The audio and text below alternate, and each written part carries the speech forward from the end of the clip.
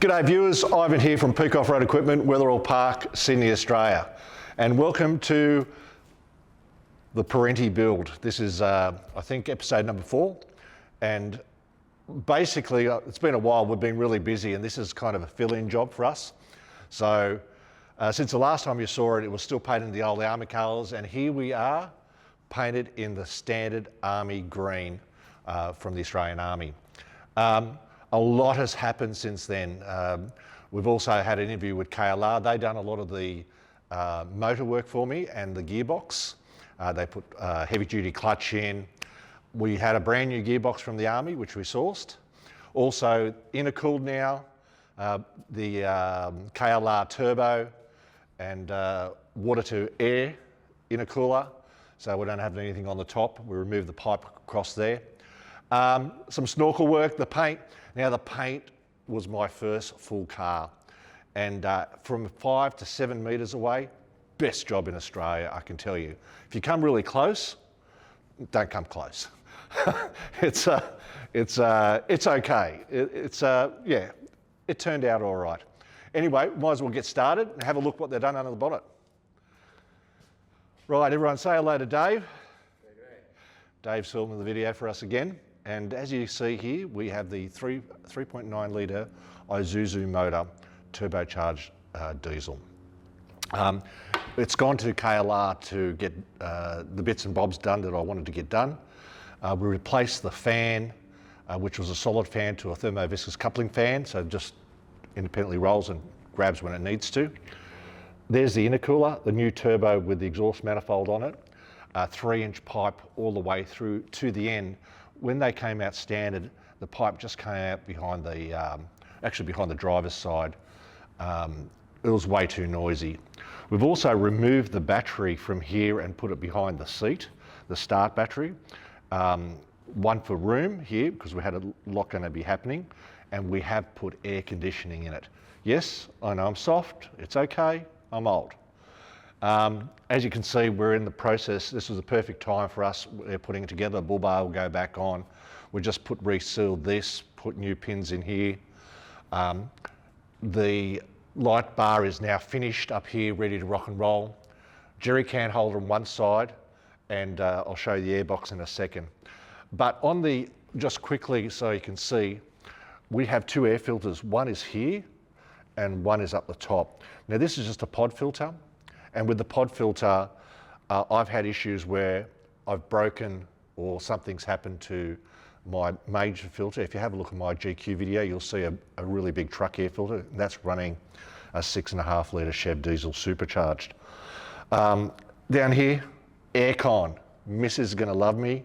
It's what was absolutely necessary. So that's just a real winner for me. There's not much more to tell you except for the gearbox with a heavy duty clutch. It's had new front suspension with remote reservoirs, bushings, tie rods, just cleaning up the front end. We will be putting some lights on it and LEDs where possible. Also, we have relocated up here the reservoir. It used to sit right here in the middle, the reservoir for the radiator, which really worked out well. It's nice and easy to get to here, and it's not kind of in the way there. Really, that's all the end of that. Over here, what we've got is the Snorkel. Now, Dave is also the editor, producer, my nemesis, worker, friend, and editor. And this is his first welding job. So thank you to Dave for putting the effort in to make this Snorkel up. Now it's quite a complex Snorkel. We were thinking about going 4-inch, but we went 3, which is I think more than sufficient for this motor.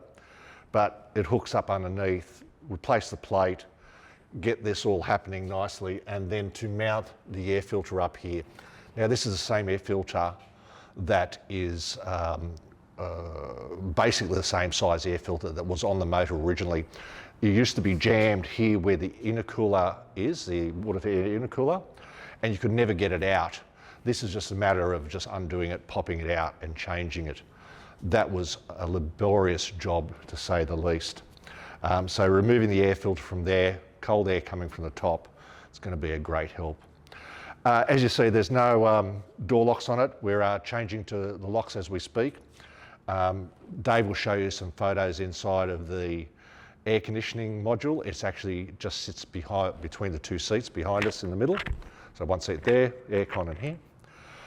We will be doing a lot of work. As you can see, the paintwork is pretty good.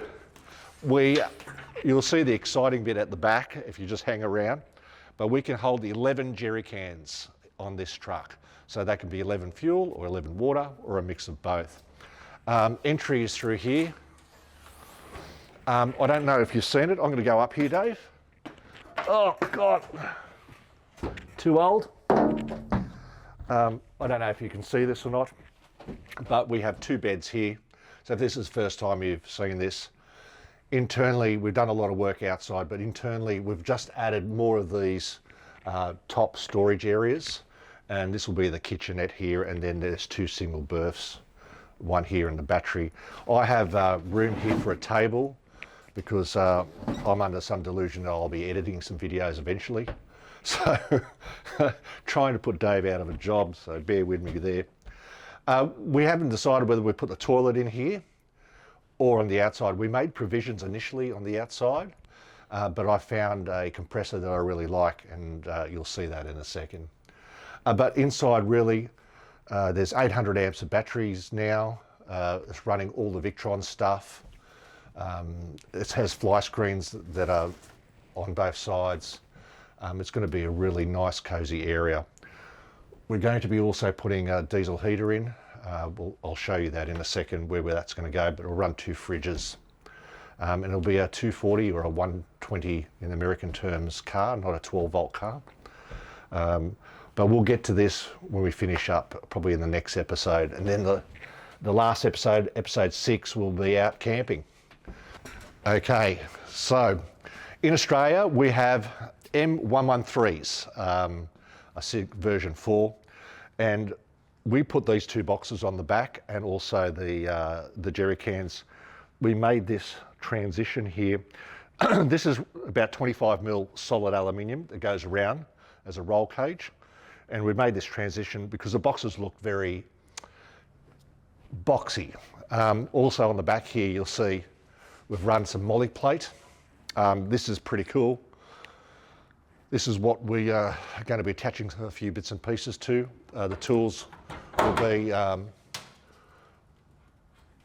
this is yet to be fitted out. We'll probably put stuff, chairs or something that we need every day.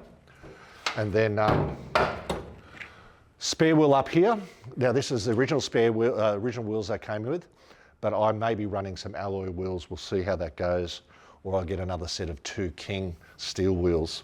There's another spare underneath, which is accessed by this 1 bolt on the side, wherever it is. There it is there. And the exhaust, as you can see there. Over here we have the ensuite. As you can see, before I go open the ensuite, we have 6 jerrys here. Now, everything you see from the back wall forward has all been done in-house or within friends. Our benders can't bend this, but we've got a friend who can make these ones up. We've gone the quick pitch because it was adjustable. Now I know it's not. I know it's not exactly the right height, but for the missus, for the cook, it'll be fine for her if she needs to use it. So it was pretty easy to set up, but a lot of thought went into actually doing it. I will roll that up in a second. Over here will be the technical compartment. Now I'll talk to you about the that way. I'll talk to you about the technical part here. I made allowance for a chemical toilet here, but I found this air compressor, so I don't know whether to mount this here or the toilet back in here, or put the toilet inside, or put this into the storage box that's above. Up here will be the diesel heater. So it'll be one of those Chinese heaters. Apparently they've got problems, but we shall sort that out. A lot of people do rave on them. If you get them working, they work well. And if they don't work well. So But again, this is something we've yet to determine. We know where the hole has to be for the inlet and outlet, so we'll be able to make that all work. Exhaust will be pumped out the side. We may even put a fuel tank in here for just the diesel heater.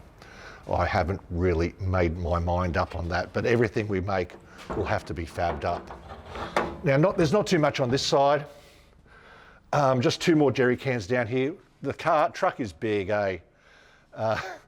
It's kind of, we just got it in here to make the video.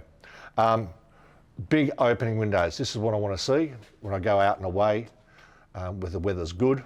I want to see outside. I also want airflow if it's a bit warm. Now, there is talk about getting like an EcoFlow air conditioner. We may do that, we may not. We shall see how the power shortage goes. All right, what is up the top? Up the top is 1.2 kilowatts of solar. Now, I know I've got a good picture of the back of the car, and that will be inserted in now. You can see all the solar panels up the top. That's going to hopefully, 1.2 kilowatts will be probably more than enough to charge our batteries up. But we shall see. It is the whole roof. All right, let's go finish up. All right, the paint job, I don't know. It'll be okay. All right, guys, I've fronted many phone calls to many people who've asked lots of questions about this. This is a documentation for me and my family so they can see where the car is at, and I won't be selling this one anytime too. There's a lot of history involved with this car, like this type of car. I saw them get built initially and they went service in the Australian Army and then continued on, and I saw them come out of service. I was fortunate enough to buy one of these in this version, not the fiberglass version, because this, I think, is the ultimate way of making a really off-road camper. To the guys at KLR, please watch, there'll be a link in the right up the top, the video from KLR. We done a little bit of a podcast or interview, very interesting about the Australian Army vehicles. That's about it. There'll be lots of photos in this one, so hope you enjoyed it. It's certainly a lot of work. For anyone who wants to do something like this, it's a lot of money. It is a lot of money, but compared to buying a new car, this car cost me $33,000, and it will be all done and dusted for $100,000 Australian. Now, when you buy a Ford Ranger in Australia, they're about 60, 70,000 by the time you put some bull bars on it. They get over 100,000 as well. This car's pretty much brand new underneath down here. All right, guys, hooroo, talk to you soon. Cheers. Well, let's go home and have a beer.